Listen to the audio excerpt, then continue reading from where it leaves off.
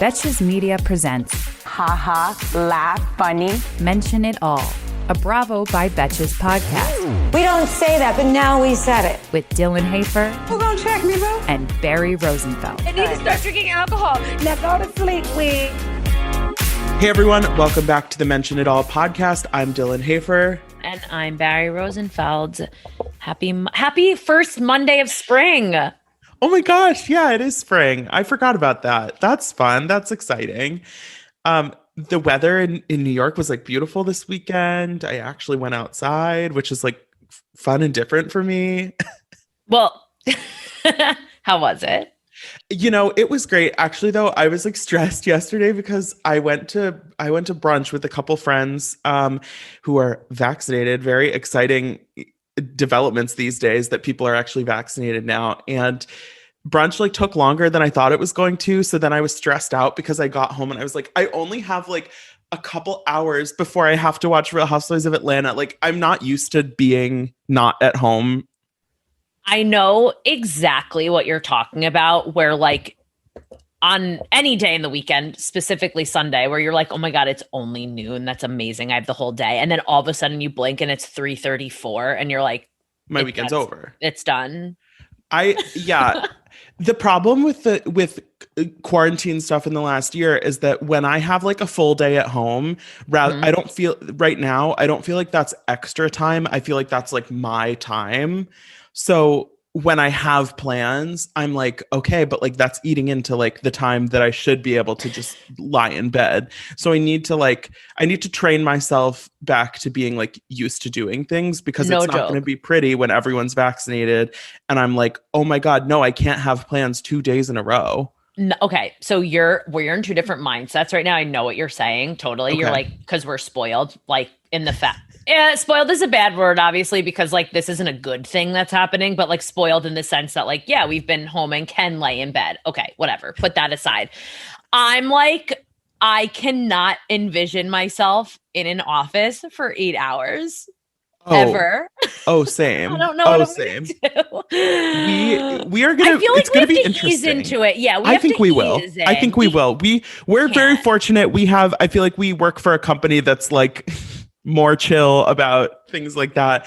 We'll see. Who knows? I'm going to come in for the first day an hour, the next day 2 hours, the next day 3 hours, and ease into it that way. Barry's on a block schedule, so we only get her from 12 to 2.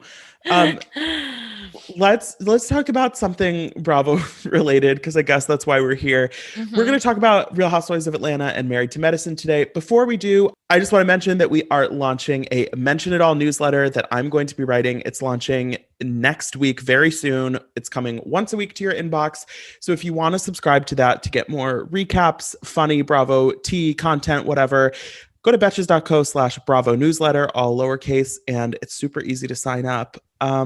I was trying to figure out what word I was like just laughing. I was like, what word? Like I'll redirect, redesign, reflourish. I don't know. I think what I was looking for is like, I said it on Friday. And so I'm like bringing it up, but like, I still can't think of the word. Bringing it up. But yeah, it's a special anniversary this week for us, for you, for everyone in the Bravo family. For mankind. We wouldn't be here without it. It's the 15th anniversary of Real Housewives, and I just want to thank Andy Cohen. I want to thank you, Dylan. I want to thank the OGs of the OC for bringing us all together. I want to thank Lori Peterson. I want to thank Gina Keogh. Honestly, my favorite meme so far was the one where it started, where it's going, and it was where it started, Real Housewives of OC, and then where it's like going, all the logos, all of them, and I was like, oh my God, it's pretty wild. There was some more gas in Vicky's. Great posts. Andy's caption yesterday made me like a little emotional.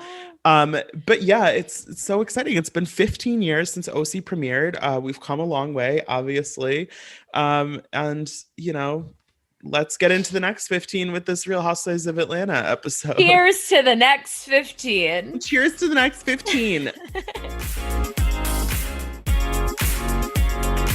Marlo is opening a store, a showroom. A showroom, a boutique.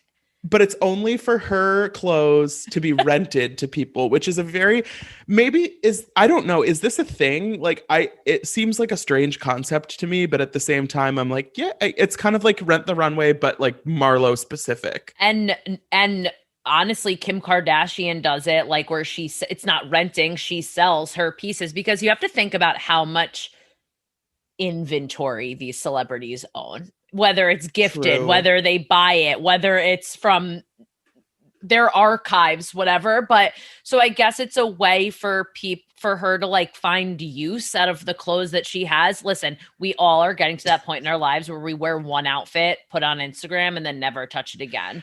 I did. Yeah. I liked what Kenya said about how like there are these dresses that cost like $4,000. And even if you are a very wealthy person, you're not necessarily in the mood to buy a $4,000 dress that you're only going to wear to one party. So this is like a way to have something kind of special and whatever, and not have to pay the price tag for it. Yeah. Which I get. It's just like, I don't know. The thought of me like renting my clothes to strangers is a little weird, but good for Marlo. I hope it is an incredible success. Honestly, I appreciate the hustle. I love when people come up with new ways to do stuff as opposed to just like coming out with another brand or something, or, you know, but hats off again to these women, because if they weren't doing what they're doing, we wouldn't have anything to talk about. So keep the products coming. Marlo has a prior commitment during the main event, Fallon's Halloween party this week, but she does get in her little bit of messiness at the beginning of the episode by telling Kenya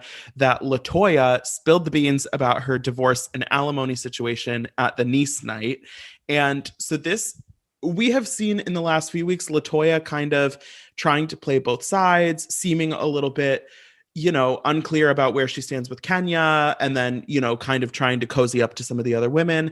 And when Kenya hears that LaToya has been spreading her dirt, she is very, very annoyed and angry at LaToya. And I think it's interesting because this is really showing the cracks of how quickly Kenya and LaToya's like buddy friendship actually is breaking apart, that they weren't ever really, I think they had a very fun, almost like obsession with each other, but I don't think Kenya ever really cared that deeply for LaToya. And all of a sudden it's like, I don't fuck with her anymore. Well, even fast forwarding just for a second, even at the Halloween party, which we'll get to, Portia even said, of course, Kenya was going to be mad about that. And Portia and Kenya aren't even friends, but everyone in their right mind knew that you don't bring something like that up. But LaToya was like, what can I do? LaToya's just trying to find her way. And she's literally just trying to do whatever she can and test out the waters of what'll get her in trouble and what won't.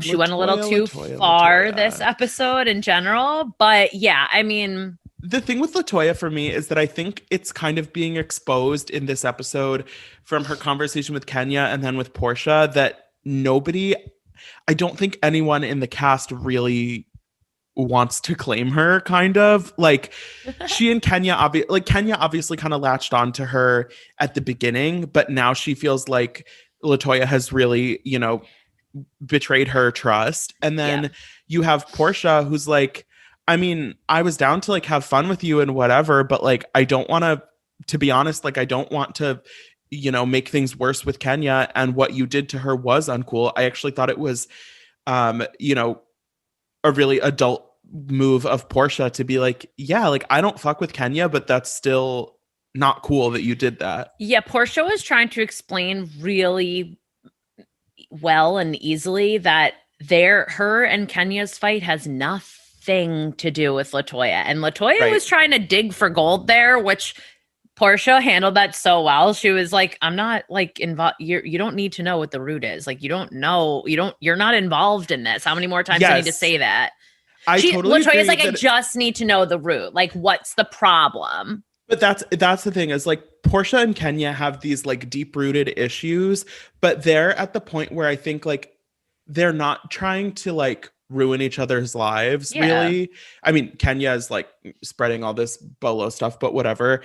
But like Portia's not interested in using LaToya as like a pawn to get at Kenya. Like that's not what she's trying to do. So she just feels like LaToya's you know, has these like thirsty, like ulterior motives for trying to kind of get herself into the situation. And it's like playing both sides only works when both sides actually are like interested in having you.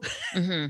And I mean, I hate to sound like, oh, like LaToya is like this pariah, but she hasn't really endeared herself to anyone at this point. Like, why would you want her on your side if she spilled Kenya's business that quickly? Portia doesn't see that and be like, okay, now let me tell her all my business. Exactly, because you don't know what she's going to do to you either. But we'll get more into LaToya later on in the episode because there's a lot to unpack there. But we had a really beautiful moment with Drew and her older son Josiah, and we need to talk about that because there are some things like this that are more private and have nothing to do with the show, you know, but that they're comfortable enough talking about it because, to be honest, this situation probably helped a lot of other people going through with what they're going through. So Drew's oldest son Josiah has a different father. Ralph's not his biological father. He was in jail when Drew and Ralph got married, I believe she said. So he's been reaching out because he wants to talk more and meet up with Josiah. And Drew had a sit down with her 9-year-old son, and he was very open in saying no. I thought this conversation was really nice, and I thought they did a good job of treating Josiah like an equal in this conversation. Like, obviously he's a kid, but they were really listening to what he had to say and sort of, you know, like framing it in a way where they were really trying to make him understand the situation and kind of be able to give his input. And I obviously, I think Drew and Ralph are in a really tough position because this isn't something that they have control over. You know, Drew's not saying like, I want your biological father. I love that they use the term old daddy. I think that's funny. You know, she is in a tough spot because, you know, he is his father. And if he wants to be in his life, that's something she has to kind of handle. But I like that we've obviously seen Ralph have some issues earlier in the season, but in this case, I felt like he did a really great job of talking to Josiah and kind of comforting him and saying, you know, like, I'm not going anywhere, but like, this is kind of the situation. Yeah, Ralph had a rough start to the season. I know we're both like, ugh, but he's grown on me a little bit. But I have to say, Josiah is a kid. He's a very mature kid, I might add. Like, oh my God, that 9-year-old talking the way he did, I was like impressed. But yeah, it's hard because they did put the ball in his court, like for him to decide, which it should be, you know, he should have the decision. Drew said he has met his father before, but he was younger. He doesn't remember. He didn't really understand, but I'm not sure if we'll see more of this season. I'm curious. I would like to see Drew and Candy have a conversation about this because we've seen, you know, Riley kind of having a lot of mixed feelings about her dad coming into her life in the last few seasons. And so I think they might kind of have an interesting perspective to share on that situation. But yeah, and we're seeing the trip to New Orleans soon. And this kind of tied in with Drew, you know, being interested in the biological side of her mom's family, which was like a whole other can of worms. And I'm curious to see how that plays out on the trip, because obviously that's like a really complicated situation. Right. Drew's so like calm about these things too. Like she's like, what? Like I had no idea. Like she's so like, oh my God, tell me more. She's fun. I love Drew. Drew's energy has really you know, picked up for me. I'm totally, you know, on team Drew at this point. I enjoy her a lot on the show. Yes, she had a breakthrough moment. When Dylan, I believe you manifested that because you were like, I want to see Drew. I want to see they're not giving her what we need. We need more Drew. We had her on the show. Obviously, if you haven't listened, go back. It's a fun interview. But, you know, that was kind of right before that had happened. And I was like, I can feel it coming. Like, and she was like, just wait. Okay, let's talk about this Halloween party at Fallon's house. This Halloween what? Maybe like a Halloween meeting, get together. Okay. So she has this like haunted house area inside her house that looks cool. It's like very decked out.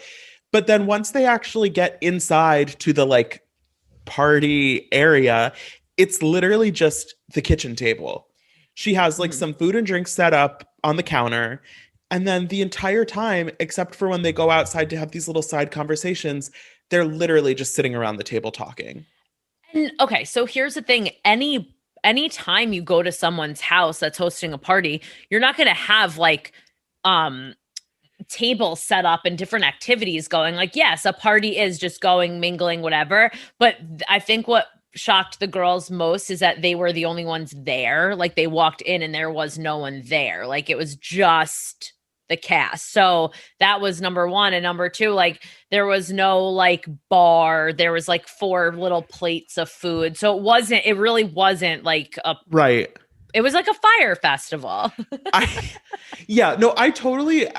understand that the expectations during COVID are different than before. So like if you were expecting this big pop-in Halloween, extravaganza, no, that wasn't going to happen. There weren't going to be like a million people there. But we've been watching pandemic Bravo seasons for a minute now, and this party just felt absolutely dead. I don't know what no the like pun intended. deader than LaToya's mermaid costume. I don't know what like key element was missing, but it just felt like there was nothing going on. And she was LaToya was like, is there no butler? Like, is there no waiter? And that comment was bad. Like the way it came across was really like off-putting. But at the same time, I was like, yeah, like it wouldn't be weird for there to be like some kind of catering bartender situation. There was literally just like a plate of cheese cubes. Okay, it wouldn't be weird at all, of course. Like I was gonna say, but I held back before. There was no bartender, like whatever. But it was the way LaToya went about saying it and how many times she said it. And she didn't mean it the way you and I are meaning it right now. Like she was like, because this isn't the first time we've seen LaToya insult Fallon and her husband and how she got her home and whatever. So LaToya was being dead serious. She was like, I'm not getting up. Like, where's the help? And I was like, oh my God, there isn't any help. Like, what do you mean? Go serve yourself. Like, so Fallon was the bigger person and went and did it for her. But I also do have to say Fallon wins best costume also. Okay. Fallon's costume was sick, really cool. I would just say that I might have gone with a different costume if I was in her position where nobody knows who I am or what I look like on the show. Because the thing is, like, I feel like for me and probably for a lot of people watching, Fallon is still a little bit of like a rando because we've just seen her like mixed in a few scenes. Yeah. And so like she should have gone the Portia route. If I was in that position, I would have done a cool costume, but something where you could still like see my face. Yeah. Like that being said, I let's talk about the costumes. Yes. Fallon did great. Candy, my God, that costume. Makeup was insane. But to be honest, she looked like an Avatar character. Oh my God, it was so sick. But I would be so fucking pissed if I showed up like as detailed as Candy was, and my God, yeah, there was no one there. Like that's I loved Portia's energy that she's like, if this party is going to be this lame, I'm glad my costumes from Party City, because like, why would I put effort into it? I totally agree. People are so judgmental though too. Everyone in their confessional was like, I expected more from Portia, but like Portia's head was in the right place. She's like, I'm going to someone's house. No, Cynthia's hand sanitizer costume was cute. Nothing special. On theme, Kenya. I don't understand. To be honest, I wish that Bravo would have like vetoed that costume because it just is like icky. Like, what? Like, I know this is not like a direct comparison, but on RuPaul's Drag Race, every season they do this challenge called the Snatch Game where everyone does like a celebrity impersonation character. Yeah. And I know people have said that the producers will like tell some contestants that they can't do like they have to get their characters approved, basically. Okay. So if something is going to be like problematic or cause a problem, they will tell them to choose something else. And I almost wish that they would do that for Housewives costumes, because it's like, I know, like, obviously the headpiece was very large. Obviously, these women like do problematic shit sometimes, but it's like, I don't even really want to watch Kenya for 20 minutes in that headdress. And I was glad that Portia and Drew called it out, but it's just like, really? One of the other things I didn't like about that is that she tried to claim herself as a Native American warrior, which didn't make sense. Yeah, it was just like, we're not doing Native American costumes in 2020. It's not a thing. Drew looked cute too. Drew looked nice. I thought it was so. I mean, listen, cats are a very main Halloween thing, but the fact that there were 3 cats and also 2 mermaids. Medusa and a dead mermaid. She wasn't a mermaid, but I was like, wait a second, she wasn't a mermaid. But I thought the fact there were 3 cats was very funny. And they were like 3 different, vibes. There was like the no effort cat, the cat's the musical cat, and then the like CGI cat with Candy's outfit. So I like CGI cat. Okay, but getting into the drama at this party. So we already talked a little bit about LaToya's conversations with Kenya and Portia, neither of which go according to plan for LaToya. I think, like I was saying, I think she just is kind of stuck in a place where she's alienated pretty much everyone. Mm-hmm. And so it's hard, she's kind of like, what can I do? And they're like, nothing. Like, we don't want, like, nobody cares about their relationship with LaToya enough to really put effort into fixing it.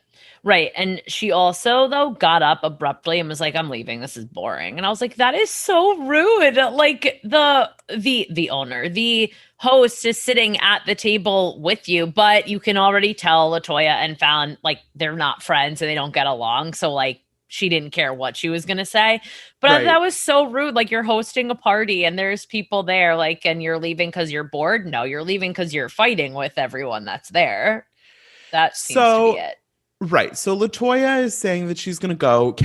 It was weird because it felt like everybody was leaving and then all of a sudden everyone was back and outside.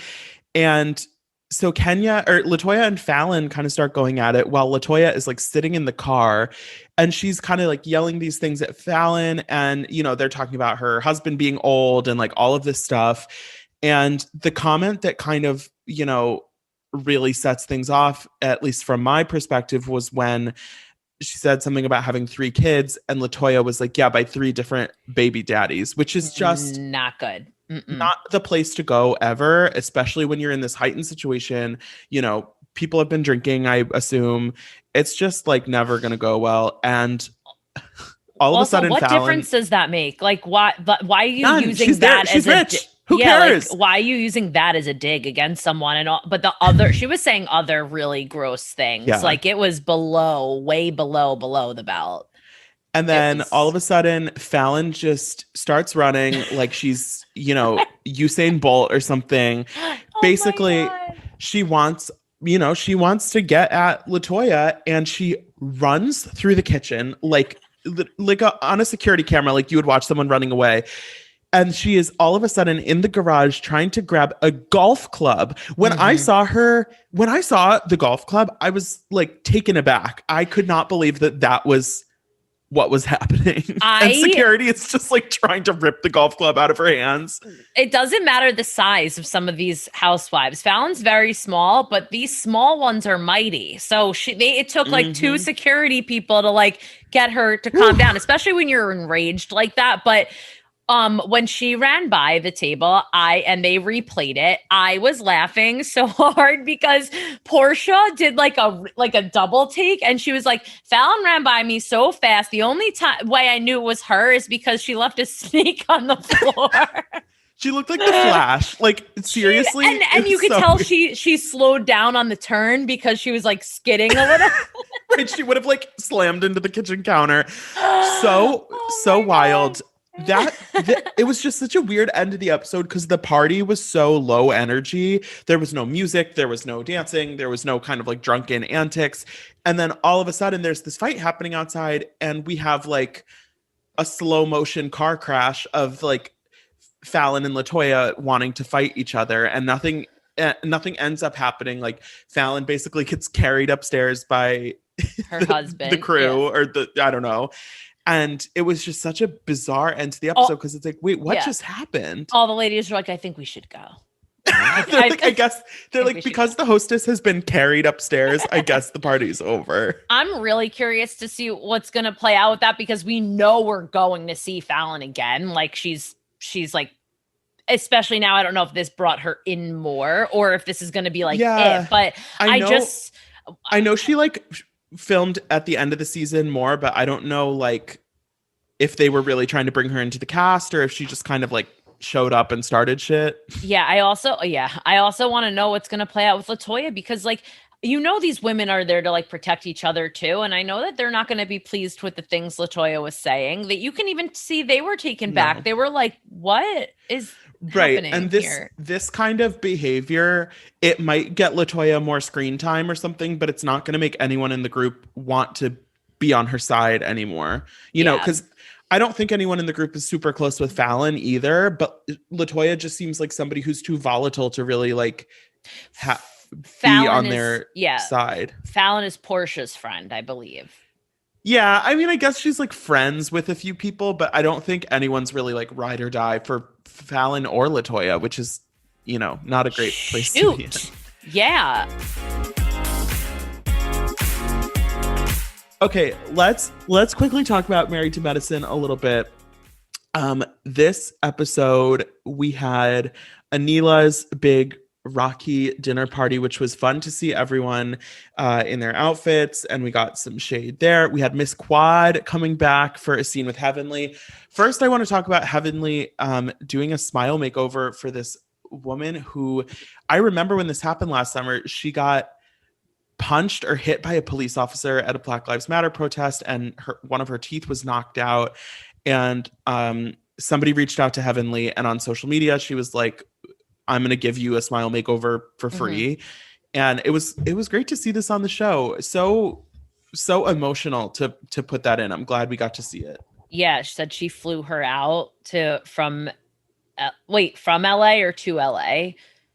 I can't remember. From LA. Well, they're in Atlanta. I don't know. Yeah, so from LA, but that was really nice. She let her tell her story to her first, and she was like, this is like my gift to you because you were there fighting for us. So now I'm giving back, and like, you deserve this, which I agree. I think that was really beautiful, and just the powers of social media as usual. I know. I like seeing, we get a whole kind of montage at the beginning of this episode of the doctors, you know, kind of talking about the stress that the pandemic has put on them. And I like that we're seeing kind of snippets of that. Obviously, we don't want to watch a show that's like just about, you know, being doctors. That's not kind of the main point. But especially in this time, I like that they're including, you know, because it really does feel real. And on a lot of these shows, we're almost trying to talk about the pandemic as little as possible and make it seem normal. And I like that because they all work in healthcare, it's like, it's not normal, and we can't really pretend that it is. Right. And the important part of that was the timestamps that they were showing. Like God. Each one of them was like 3 a.m., 4 a.m., 5 a.m. Like they were on the end of, or the beginning of their 12 to 16 hour shifts. Like it's crazy. Right. Jackie's delivering babies at 3 a.m. She basically was like, people don't stop having sex, so the babies are going to continue to come. It is. I like that this show kind of, I mean, these people, obviously they're like reality stars or whatever, but you know, these people are working for real in hospitals and clinics and stuff. And it's fun to see kind of a little more of that side. But back on the, you know, shady reality side, we have Quad showing up at Heavenly's house, and they're in her 3-story closet, which I loved hearing Quad talk about Heavenly's style, because this is something that has come up in past seasons, how Heavenly doesn't have the best fashions. And, you know, I don't know if anyone really needs a 3-story closet, but Mary would definitely. Does. Mary does. True. Mary Cosby has like a 1-story closet that is just like the size of a football field. But yeah, I would definitely agree that that Heavenly is probably not the person who needs a 3-story closet, but you know, she just wants what Toya doesn't have. Yeah, but she also, Quad was saying how maybe she has the 3-story closet because it wasn't a closet, it was just part of the house, and she made it. She needed the space like just to fill it, and I was like, that's not, you know, that could be it. I mean, you have to walk up a like tiny spiral staircase to get to the 3rd floor. Clearly, they need it. They were like going in the roof or something. Yeah, in the attic. I like seeing that, and you know, Quad is a Married to Med OG. I like that she's still around. We didn't see her for the first couple episodes of the season, and she is clearly coming into plant some shady seeds about Toya and how she begged, borrowed, and stole to get her house, are her words. I'm really curious to see how we're gonna kind of develop that plot line over the season, because when Heavenly brings up Quad at Anila's party later, Toya's like, wait, what? Like, why are we talking about Quad? Well, also the thing is, like, these are the things I like don't like about like production and whatever. When she gave Quad the phone to show her the video of Toya, she was like, well, when was this? And she's like, a few months ago. Like, she's had to have seen the video since then. Like, yeah, come on. We've seen them do that a handful of times on these shows where there's like something they said on a podcast or something they said in an interview or a specific tweet from like during the off season. And it's funny that it's like, if these two were actually friends, they would have discussed this like 6 months ago. Right. But, you know, if it moves the story forward, I'm for it, and whatever. Yeah. I loved seeing the, Rocky dinner, I guess, celebration, and also the meaning of what it is. Like Anila said that she never got to do this because she had a sister, and it's really about a brother and a sister. And I thought that was really beautiful. I love seeing like different celebrations and just, what's the word I'm looking for? Like different cultures. No, but yeah. Oh my God, I can't think of like the word I'm looking for. Oh my God, this is so bad. Customs, traditions. Yes, that. Like, I love seeing traditions from different cultures, because we are really going through it today. It's just like you're learning about all of different things and like what people do. And yeah. I thought it wasn't the time or place for an argument of sorts that occurred, but you know. Well, the weird thing is that it's Anila's event, and she was totally the one that brought this about, because earlier in the evening she was talking to Contessa and being like, I would love for you to work your stuff out with Toya, and she was like, please don't. And then they sit down for dinner, and Anila's like, so Contessa and Toya, what's up? But I also the one thing I disagreed with Anila was, because I didn't have a problem with her inviting Contessa, although other people did. They were like, why is she invited? Like, what made you invite her? But I had a problem with her in the middle of dinner being like, your guys' problem is not that deep. And it's like, that's not for you to say. You don't know like how it's affecting each of them and really what happened.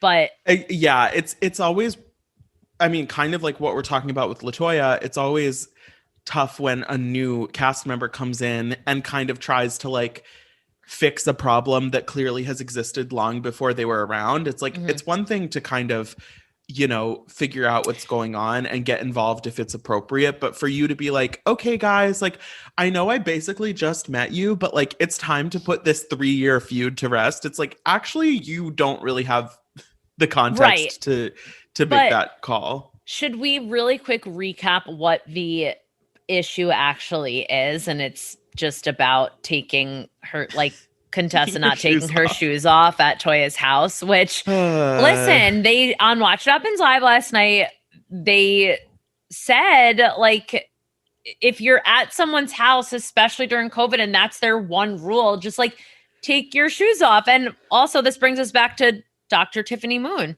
That's her rule. Take your shoes off at someone's house. I feel like this is a major, it's not about the pasta moment where like what the fight is about is not actually what the fight is about. Yep. Like, I mean, I know you haven't seen all the seasons, but like Toya and Contessa have not gotten along for a long time. Right.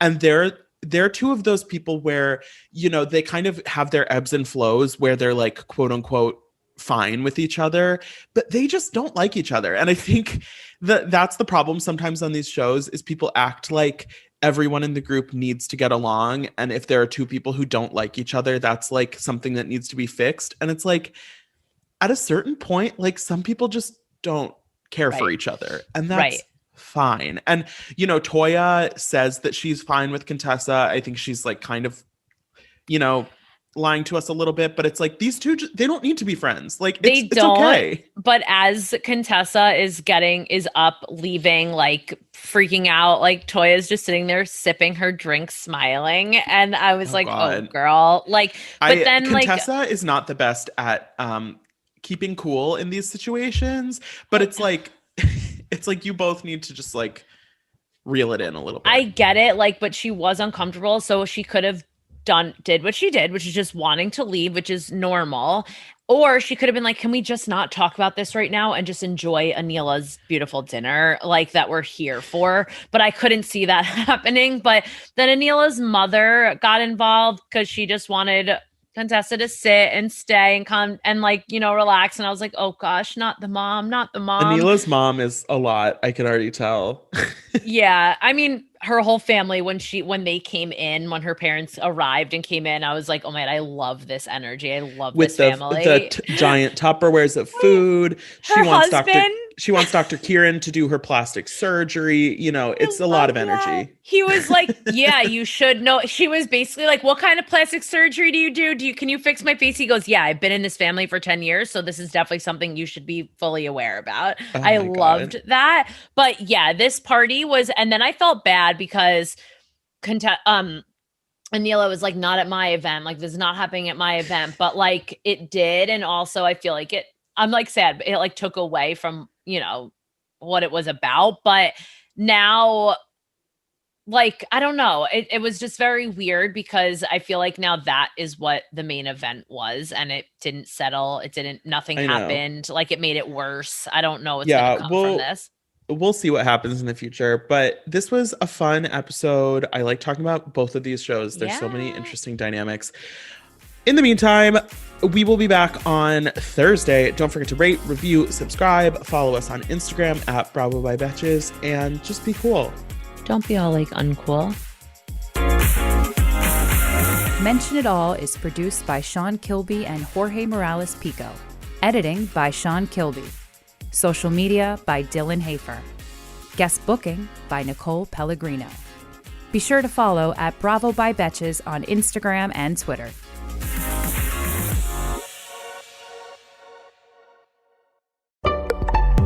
Betches.